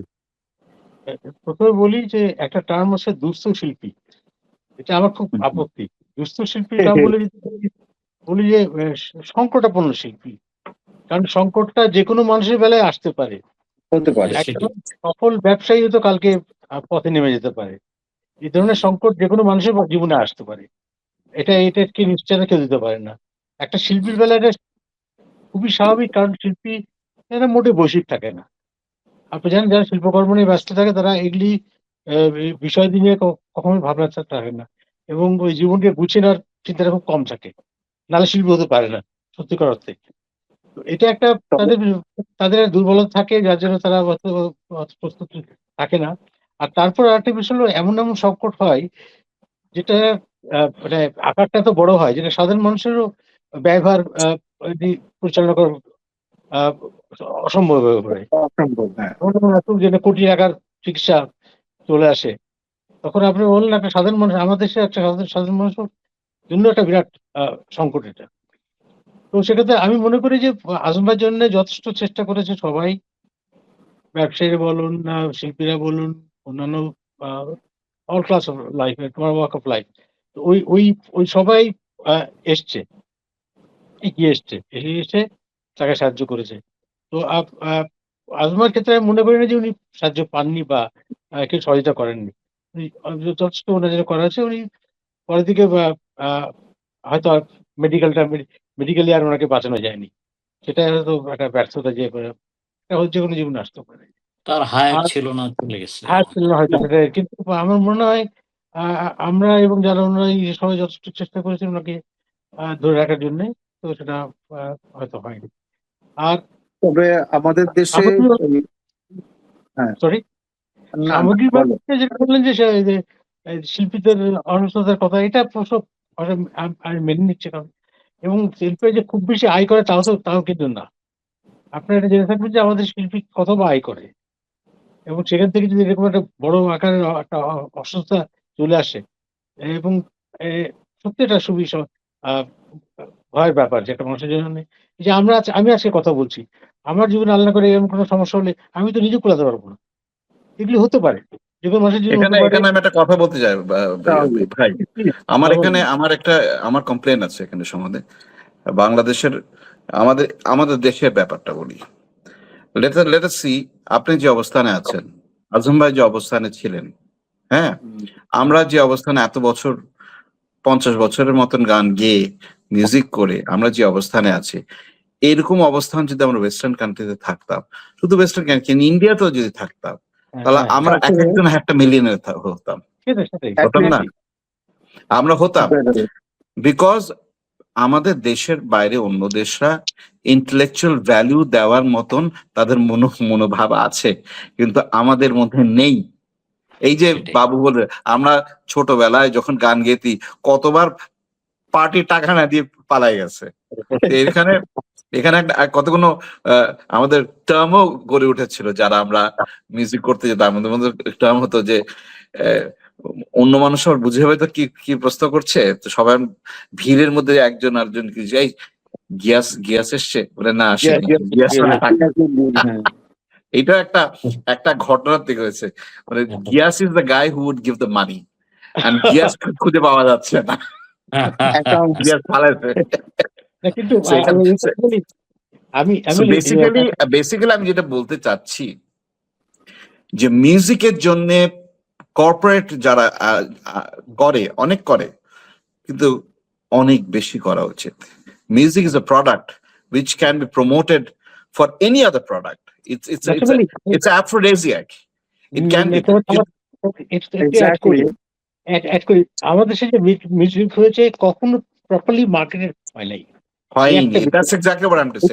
আমাদের যে মিউজিক মার্কেট আমাদের যে স্ট্রেংথ ছিল, সেই হুম স্ট্রেংথে আরো বেশি মার্কেট হতো, মার্কেটিং করা যেত, এবং রেভিনিউ গুলি জেনারেট হয়েছে, রেভিনিউ গুলি আর্টিস্ট পর্যন্ত এসে পৌঁছায়নি। পৌঁছায় আমি যে নাই, কখনোই না। আমরা যে চাষাবাদ করেছি, সেই ফসলটা আমাদের ঘরে আনতে পারিনি। আসলে আবার আর একটা ব্যাপার আছে, ফ্লাডটা যতই হতো তখনই কিন্তু আমরা লাফিয়ে পড়ি যে তখন আমরা ফান্ড করি, রেজ করে আমরা দিই। যেহেতু সাহায্য করার হ্যাঁ, জন্য। আর এটার উপর ক্যাপিটালাইজ করে অনেক কোম্পানিরা ফ্লাড প্রোগ্রাম করবে যে, ভাই টাকা তো দিতে পারবো না, এটা তো ফ্লাড ভিকটিমদের জন্য, তা আপনারাও টাকা নিয়েন না। চিন্তা করা করো না, মানে মানুষ কত এই দিক হিসাবে থেকে চিন্তা করলে deprive করে। আমরা প্রচুর ফ্লাড এডে আমরা প্রচুর, আমি তাহলে অনেক টাকা দিয়েছি। আমরা কম সবাই তো দোস্ত, প্রচুর আমি ওই প্রচুর। জন্য সবারই কথা বলছি। আমি চিন্তা করে দেখো, সো মানে এটা একটা জিনিস আমাদের দেশে আমাদের মতন মধ্যবিত্ত যারা যারা যারা মিউজিকের উপর আমরা বেঁচে আছি, আমি হয়তো টুকটাক করি, কিন্তু ম্যাক্সিমাম তো মিউজিকের উপর তারা কিন্তু একটা লিমিটেড ইনকামের বাইরে যেতে পারছে না। কেন? বিকজ হয় the না। society socio-economical structure is not allowing them to do it. আমাদের দেশে স্ট্রাকচারটাই নাই, অ্যালাউ করবে নাই। কি? এটা তৈরি হয় নাই এখনো। এখনো তৈরি করে। চিন্তা ভাবনা করছি, ভাবছি যে যদি কোনোদিন হয় আর কি। আমরা ভাই, তো সে আমাদের তো আর আমাদের হবে না। এখানে পরবর্তী কোম্পানিরা জেনারেশন যখন বিদেশি যখন ইন্ডিয়া থেকে গায়ক Artist নিয়ে আসে। আসে, স্টারদের নিয়ে আসে, তারপরে পাকিস্তান থেকে নিয়ে আসে, এনিওয়ার এলস যখন নিয়ে আসে, they pay from their nose and they proudly বলে, এমনকি গায়কদের নিয়ে এসছে, কাকে অমককে নিয়ে এসছে, কত 1.5 কোটি টাকা দিয়ে নিয়ে এসছে। এই বিষয়ে এখানেই তোমার যেখানে আমরা, আজম ভাই, আমার মনে আছে আজম ভাইয়ের একটা শো ছিল, আজম ভাইয়ের হ্যাঁ। একটা শো ছিল, ওখানে পাকিস্তানের থেকে আসছিল, হুম। শিল্পীরা আসছিল। আজম ভাই দেখছে যে ওদেরকে হেলিকপ্টারে করে নামানো হয়েছে স্টেজে, হ্যাঁ, আর আজম ভাই এমনি গাড়ি দিয়ে গেছে আর কি। সো ডিফারেন্সটা এটা নিয়ে আজম ভাই একদিন বলতেছিল যে দেখো আমাদের সম্মান কোথায় আর ওদের সম্মান কোথায়। মানে এটা করে কিন্তু বাঙালি জাতি কিন্তু নিজেকেই হেয় করেছে। বেসিক জিনিসটা দেখো, নিজের ঘরের মানুষকে সম্মান করতে পারে না। এটা আমাদের বেসিকটা কোথায়, কতখানি নিম্ন, মানে প্রমাণ করা, মানে বিশ্বাস করার মতো না। আজম ভাই এই জন্যই তো মানুষ যখন বিপদ হয়, নাম্বার 1 আমাকে ইন্স্যুরেন্স পলিসি নাই, মেডিকেল ইয়েতে ইন্স্যুরেন্স হলে সিস্টেমটাই তো নাই, সিস্টেমটা নাই, তারপরে ফান্ডও নাই। তবে যেহেতু শিল্পী অ্যাকচুয়ালি, ভাই যে দুস্থ শিল্পী বলছেন, শুনতে অনারে লাগে, ইগোতে লাগে, that is true, but musician and artist আর অ্যাকচুয়ালি দুস্থ because they don't get paid to their fullest. এটা আমাদের দেশের সিস্টেমটা আমাদের দেশের কথাই বলছি আমি। এটাকে ভাঙতে হবে, এটাকে রিয়েলাইজ করতে হবে। The young generation should come up, entrepreneurs should come up and think about it.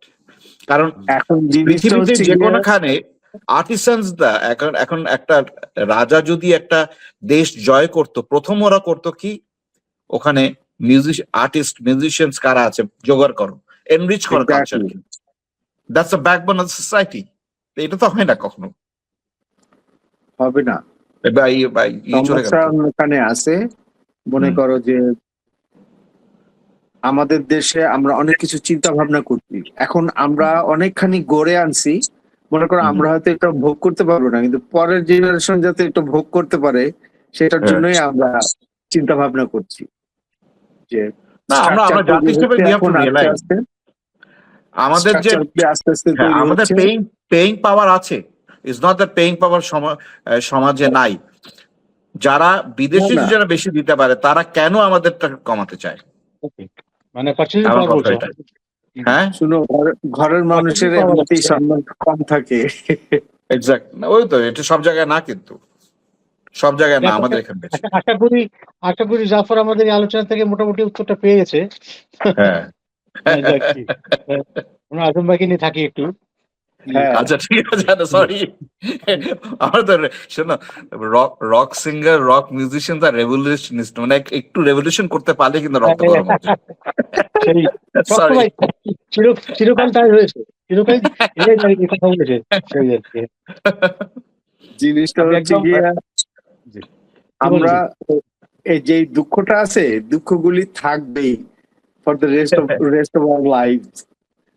ঠিক আছে, কিছু করার না, নাই। ইনশাআল্লাহ ভবিষ্যতে চেঞ্জ হবে, আই এম শিওর। ঠিক আছে, ভবিষ্যতে চেঞ্জ হবে। All in good time. হ্যাঁ সেটাই আমরা পরবর্তী জেনারেশনের কথা চিন্তা করছি। হ্যাঁ, সেই ওইটাই, এক্স্যাক্টলি। প্রতিবার তো যাও। আমাদের দিতে হবে, ওই জন্য দিয়ে গেলাম আর কি। ওকে, আহ, যাই হোক আমি অবশ্য ভাই, শেষ দিকে চলে এসেছি। আমি মাঝখানে শুধু একদম শেষের দিকে চলে এসেছি। সেটি হচ্ছে যে যেহেতু আমরা কথা বলছিলাম গুরু আজম খান নিয়ে, পপ সম্রাট, সাদাসিধে মানুষ, সাদা মনের মানুষ, এই ব্যাপারটি সম্পর্কে আমরা সবাই অবগত। যে জি মানুষটি সম্পর্কে আপনারাও কথা বলছিলেন, অত্যন্ত সাদা মনের একজন মানুষ, নিরহংকার একজন মানুষ। এটি ছিল ওনার দর্শনবোধ। সেই দর্শনবোধকে ধারণ করে আমি বর্তমান প্রজন্মে যারা শিল্পী রয়েছেন বা আপনাদের সময়কার যে সময়টা আপনারা পার করে এসেছেন, তো তাদের জন্য আপনাদের বক্তব্য বা মন্তব্য কি থাকবে, তাদের জন্য উপদেশ কি থাকবে, সেখান থেকে কি শেখার রয়েছে? এই যে আপনারা, এই যে গুরু আজম খান, এই জায়গাগুলো থেকে বর্তমান প্রজন্ম এবং যারা গান গেয়ে যাচ্ছেন, বেশ ভালো করছেন, অনেকেই ভালো করছেন, তাদের জন্য আপনাদের পরামর্শ কি থাকবে? একটু ছোট করে বলি, আজম পরামর্শ ভালো কিছু পরামর্শ দেওয়া যাচ্ছে না এখন। না, যা আজম অবস্থা এখন দেশের। আজম ভাইয়ের প্রেরণে পড়ে একটা চ্যানেলে আলোচনা অনুষ্ঠান হচ্ছিল, তো এই একই ধরনের প্রশ্ন করলো যে তাহলে নতুন প্রজন্ম কি শিখবে এখান থেকে? আমি বললাম নতুন প্রজন্ম তাদের তাগিদেই শিখবে, তাদের প্রয়োজনে শিখবে, তাদের উত্তরসূরিরা কি করে আছে, কিভাবে করেছে, কত সীমাবদ্ধতার মাঝেও আমরা মিউজিক করেছি। আমাদের গিটারের তার ছিল না, তার Unbelievable. তো ধরুন বাবা বিদেশ যাচ্ছে বা চাচা যাচ্ছে বা ভাই যাচ্ছে, ভাই আমার জন্য এক সেট স্ট্রিং নিস, এইভাবে আমরা দেখেন বলে না, ওইরকম করে আমরা মিউজিক করেছি। এখন তো চাইলেই টপ লাইন ইনস্ট্রুমেন্টটা ঢাকার দোকান থেকে কিনতে পারে ওরা চাইলেই। এই জিনিসটা আমাদের ছিল না। এই স্ট্রাগলটা যদি বুঝতে পারে, এই বোধটা যদি ওদের মধ্যে জাগ্রত হয়, তাহলে যথেষ্ট। তাহলে বুঝতে পারছি মিউজিকের জন্য কতখানি প্রাইস, কতখানি মূল্য মানুষকে দিতে হয়। একেবারে, সেটাই। একেবারে। আমার মনে আছে রোডি বলে কিছু ছিল না, ধরুন আমি মানে নিজে ক্যারি করতাম। আমরা ইনস্ট্রুমেন্ট ঘাড়ে নিজেরাই carry নিয়ে করতাম, যেতাম, হ্যাঁ, ইনস্ট্রুমেন্ট তো exactly. আছেই, এমনকি স্পিকার গুলো ঘাড়ে নিয়ে যেতে হতো। আরে ও আর আমি যদি আজম ভাইকে দেখছি একবার যার ওই যে প্র্যাকটিস প্যাড অনেক উপরে, উপরতলা 5 তলায়, তাদের হ্যাঁ ঠেলা। খবর আর আমি আছে। আজম ভাইকে দেখছি যে অ্যাম্প কাঁধের মধ্যে নিয়ে পার হইতেছে। ওই যে হ্যাঁ এটা আমরা আমি সবাই করেছি যখন না, রাজশাহী আমরা সবাই যাইতাম, করেছি। আমরা সবাই শেয়ার তখন তো করতাম। আমাদের ইসে যেতে হতো না, ওই যে কি বলে ফেরিতে পার হইতে হইতো। এই পারো তখন সময়, তো হ্যাঁ হুম। তাহলে তখন ট্রেন থেকে সব নেমে আজম কাঁধে ভাই করে নিয়ে সবাই। কাঁধের মধ্যে একটা অ্যাম্পলিফায়ার নিয়ে পার হচ্ছে। হুম। হ্যাঁ, এটা উনিও করেছেন আর কি, যে উনি তো স্যাক্রিফাইস ওই অবশ্যই সময় সবাই, করা হয়। আমরা তো সবাই করেছি, উনি করেছেন, জি জি গুরু জি। করেছেন, আমরাও করেছি। কিন্তু আমরা অন্য আলহামদুলিল্লাহ আমাদের ছোট ভাই ভাই যারা আছেন তাদেরকে করতে হচ্ছে না। এখন কিন্তু অর্গানাইজড হয়ে গেছে, এখন প্র্যাকটিস প্যাডে তো ভাড়া পাওয়া যায়, ঠিক না? Exactly. অনেক আমাদের অর্গানাইজড হয়ে সময় গেছে। কোনো প্র্যাকটিস প্যাড ছিল না আমাদের সময়। হ্যাঁ, নিজে তৈরি করে নিতে হতো। কারো কারো বাসায়, বাবুর বাসায় আমরা প্র্যাকটিস করতাম।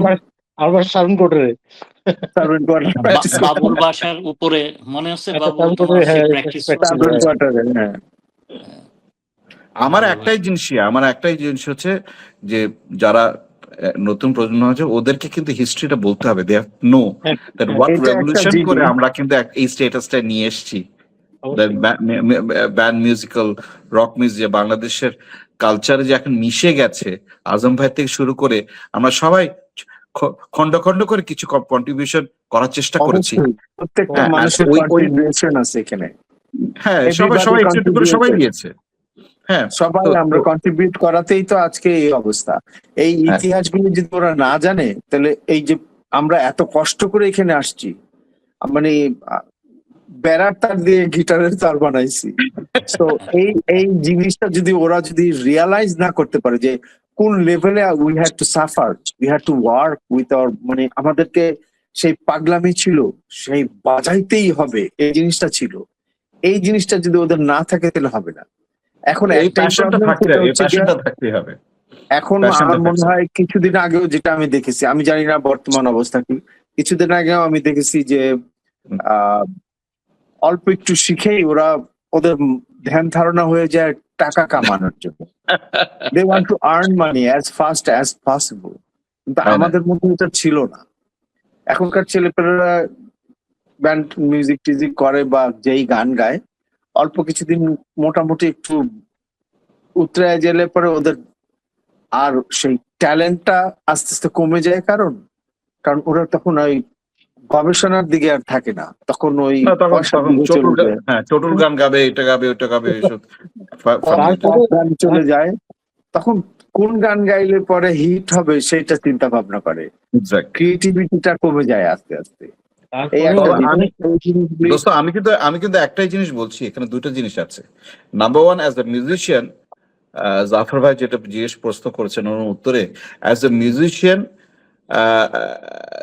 আমি অবশ্যই বলতে হবে, উপদেশ দিব যে দ্য প্যাশন, হুম। সাধনা, আমাদের গুরু যেটা বলেছিলেন সাধনাটা রাখতে যে হবে। সাধনাটা থাকতেই হবে। and সাধনা এমন চরমে থাকতে হবে, মানে নিঃশ্বাস নিতে যেমন লাংস হেরফের হয়ে যায়, যখন হ্যাঁ, মরিয়া হয়ে যায়, সাধনা করে চর্চাটাও একই একই স্টেজে আনতে হবে, তাহলে একদম কিন্তু উপরে উঠতে পারে। At the same time, the উপরে structure ওঠার of the বিষয় না, music society উপরে given by the society has to be also structured so that এখানে যারা সাধনা করে উঠছে তাদেরও হ্যাঁ। কিন্তু ওইভাবে পারিশ্রমিক দেওয়া উচিত, তাহলে কিন্তু সাধনার জন্য কিন্তু মানুষ ইন্সপায়ার আরো বেশি হবে। সো ইটস এখনই both wedge, we should improve. ঠিক আছে, কিন্তু এখনই পারিশ্রমিক চিন্তা করলে হবে না। এখন আমার মনে হয় জিনিসটা পারিশ্রমিকটা অটোমেটিকলি আসবে, এক সময় এটা না বাড়বে, এক সময় তো না, আমি পারিশ্রমিকটা আমরা আহ, চিন্তা করবো না দোস্ত, আমি বলছি আমি তো এক সময় পারিশ্রমিক চিন্তা করবে দ্য স্ট্রাকচার সোসাইটি, হ্যাঁ, আমরা হ্যাঁ। চিন্তা করবো অনলি এক্সিলেন্স। আমাদেরকে চিন্তা করতে হবে যে আমি এমন একটা জিনিস করব যেটা নাকি আমার এক্স্যাক্টলি, 20 বছর পরে বা 50 বছর পরে সেই জিনিসটা থাকবে। এক্স্যাক্টলি। ক্রিয়েটিভিটি থাকতে হবে, ক্রিয়েটিভিটি থাকলে পরেই তোমার এভরিথিং উইল ইনক্রিজ। আমি তো এক সময় Yes. তোমার 300 টাকা পাইতাম বাজায়া, ওকে, তার পরবর্তীতে আমি 3000 টাকাও পাইছি না, বাজায়া। দ্যাটস ট্রু, বেটার তো হয়েছে। ন্যাচারালি ইনক্রিজ তো হয়েছে কিছুটা ওয়ে।